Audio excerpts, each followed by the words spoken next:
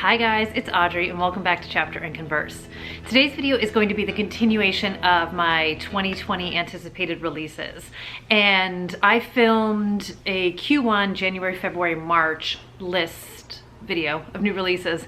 And while I was editing it, I realized it started to get super long. So I've already put out the January, February portion of the video, and I will link that above and below so you can check that out if you haven't already.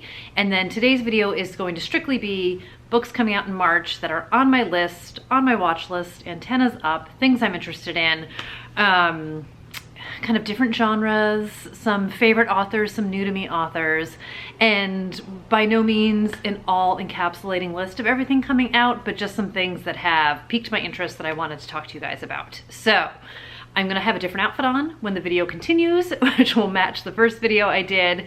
But like I said, wanted to chop it down into some more manageable bits. So here we go. This is March 2020 anticipated releases. Now, roaring into March, we start off with a new book by Greer Hendricks and Sarah Pekkanen called You Are Not Alone. I totally loved The Wife Between Us. I enjoyed An Anonymous Girl. I know there's like mixed bag feelings on that one, but I liked their writing. I liked the multiple perspectives, even though some of it was predictable and it was less thrillery and like more psychological in some ways. I enjoy them as a writing duo and I like their stories. So this is Shay Miller. Wants to find love, but it eludes her. She wants to be fulfilled, but her job is a dead end. She wants to belong, but her life is increasingly lonely. She gets invited into sort of a circle with these two sisters, and it says, everything seems to get better. Shay would die for them to like her. She may have to. So I don't even know who these girls are. I don't even know how old these people are. I don't even know what makes them so fascinating that she wants them to like her. But I am sure there will be great twists, some complexity, some good turns, and all of that stuff. And I'm just excited to see what they come up with next. The next book is 8 Perfect Murders by Peter Swanson. And I don't even need to know anything about this book because I love Peter Swanson and I will read anything that he writes. A Kind Worth Killing was one of the best books I've ever read. This book is about a mystery buff, mystery bookstore owner who has, I want to say he's like compiled a list of like the 8 perfect murders from books. And it includes Agatha Christie's ABC Murderers, Strangers on a Train, Secret History, and a bunch of others. And then the FBI comes a knocking because there is a serial killer out there who I think is copycatting these murders that are on his list. And it becomes, he's trying to clear his name, but is he the serial killer, and what's going on, and who are the suspects, and how did anybody get this list? And I don't even know, but I am sure there will be dark, twisty, messed up in all the best ways kind of things going on in this book, and I am so excited to read it. The next book is another one by an author who I have read and loved in the past and had no idea that she has a new book coming out, and it's Laura Zigman, and the book is called Separation Anxiety. And she wrote Animal Husbandry, which I actually did reread in 2019, which I thoroughly enjoyed. It was really well written. I think it was really smart. She wrote a few other books, but that was certainly her biggest one. And she hasn't written anything in a while, I want to say. But this is, it says, a hilarious novel about a wife and mother whose life is unraveling and the well-intentioned but increasingly disastrous steps she takes to course correct her relationships, her career, and her belief in herself. So it says it offers a frank portrait of middle-aged limbo, examining the ebb and flow of life's most important relationships, tapping into the insecurities and anxieties that most of us keep under wraps, and with a voice that is at once gleefully irreverent and genuinely touching, Laura Zigman has crafted a new classic for anyone taking fumbling steps towards happiness. And I talked about this in one of my other videos. Sorry, I'm sitting on the floor and my foot's falling asleep. I'm kind of in this zone of, and I've always loved these books, but I'm in a little bit of the zone now of people who are at sort of a crossroads in life, or looking for a change, or feeling a little bit lost and trying to sort of figure out what their what next is. So whether it is outside circumstances that dictate it. So in the case of Evie Drake starts over, her husband dies. She's like a 30-something-year-old widow and she's very kind of lost in life. Or it is Taylor Jenkins Reid's Maybe in Another Life, where Hannah moves back to LA because she's done with New York and she's returning to her home looking for kind of what happens next, and that goes in sort of a very sliding doors, two different directions. I'm enjoying these books about sort of the next chapter in life, whether you are 20, 30, 40, 50, 60, like whatever it is. And I'm enjoying these stories about people who are sort of trying to figure out the what next. So Laura Zigman in and of herself intrigues me. The story intrigues me. I had no idea she had it coming out. I'm adding it to my list. The next book is very much in that one of us is lying Breakfast Club with a dark, murdery twist to it kind of a vein. And it's called All Your Twisted Secrets by Diana Urban. And this is literally what did the Queen Bee, star athlete, valedictorian, stoner, loner, and music geek all have in common? They were all invited to a scholarship dinner only to discover it's a trap. Someone has locked them in a room with a bomb, a syringe filled with poison, and a note saying that they have an hour to pick someone to kill or else everybody dies. I love it. I know it's not funny because somebody needs to die, but I love it. I love a locked room mystery.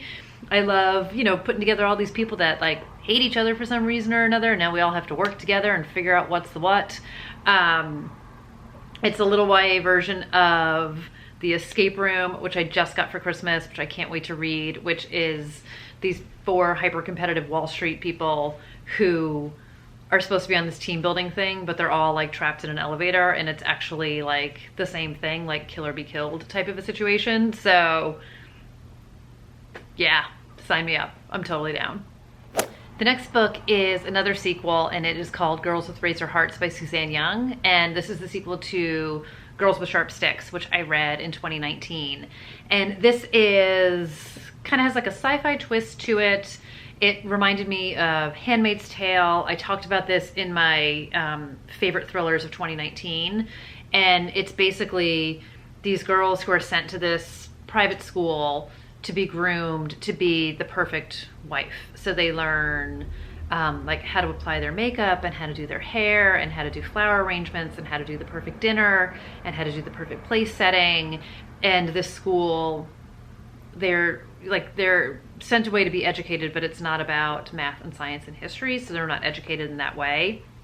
And it takes place sort of in modern times, modern day, and the rest of the world is as it is, but it's just like their parents choose to send them to this school, and there are these teachers who are a part of it, and these girls are cut off from internet and sort of the outside world and phones and have no access to anything, and this is the only life that they know.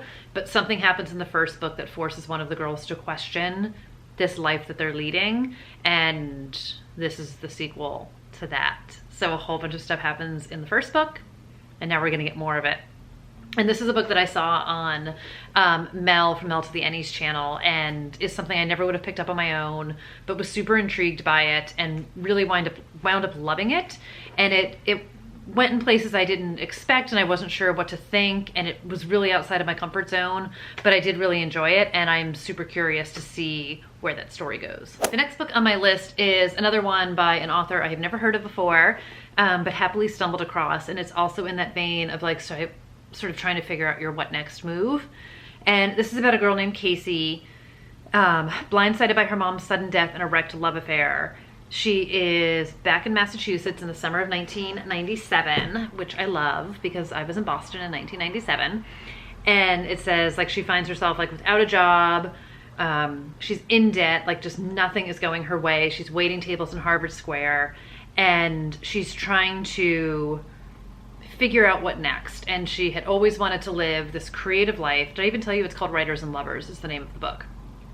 And she basically is just trying to figure out how to live her creative life that she's always wanted to have and balance it with the life she's in, basically. We follow Casey on the last days of a long youth, a time when every element of her life comes to a crisis. Written with trademark humor, heart, and intelligence, it's a transfixing novel that explores the terrifying and exhilarating leap between the end of one phase of your life and the beginning of another. So again, hitting on all of those notes that are really just resonating with me, and I think this all says a whole lot about me, but I'm curious. And the next book is called The Herd by Andrea Bartz, and this is like a psychological thriller, I think. So it says, when an exclusive New York women's workspace is rocked by the mysterious disappearance of its enigmatic founder, two sisters must uncover the haunting truth before they lose their friendships, their careers, and maybe even their lives. Love it. The last book on my list is called My Dark Vanessa, and it's by Kate Elizabeth Russell. And I would say this definitely sounds like one of the darker, more complex books on the list. And this is a story that takes place in dual timelines. In 2000, Vanessa was a 15-year-old student, and she was involved in a consensual relationship with her 42-year-old English teacher. And in 2017, that same English teacher is now being accused of sexual misconduct with his students. And when one of his former students reaches out to Vanessa, I would guess to get her to talk about their relationship to prove that he was inappropriate with students, she is forced to really look back at that time and kind of second guess. You know, she viewed that time in her life as her being sort of a willing participant in this relationship, and with him being in love with her. And it's kind of, she starts to question if everything she thought she knew was true, or was it all just something she sort of convinced herself of being real in her head. So it says it is alternates between past and present. My Dark Vanessa juxtaposes memory and trauma with the breathless excitement of a teenage girl discovering the power her own body can wield. Thought-provoking and impossible to put down, this is a masterful portrayal of troubled adolescence and its repercussions that raise vital questions about agency, consent, complicity, and victimhood.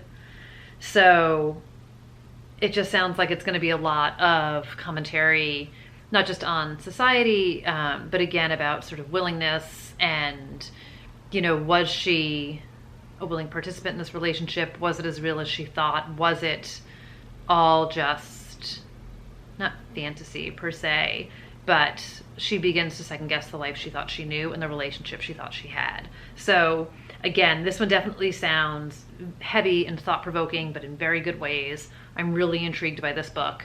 It's got some write-ups on it from Gillian Flynn and from Stephen King, which you've got me at Gillian. I've already heard a ton of buzz about it, and this is definitely going to be one that I will be eyeing very close to its release date, which is supposed to be March 10th. So that does it for the March 2020 releases. There are so many more books coming out this year that I'm excited about. I am sure there's so many books that haven't even been announced yet. But let me know if any of these are on your list that you're excited about, or if there's stuff coming out at the beginning of the year that I have missed, either in this video or my last one, because I'm sure I missed a lot. And I, of course, am always looking for something new to read. So definitely let me know down below what you're interested in. And if you liked this video, give it a thumbs up. If you're interested in seeing more from me and you haven't already subscribed to the channel, definitely do that too, because that would be lovely. And I would love to see you guys back here soon, and I will be back with a new video, and I will see you in that one. So have a great day, everyone. Thanks for spending part of yours with me, and I'll talk to you soon. Bye, everybody.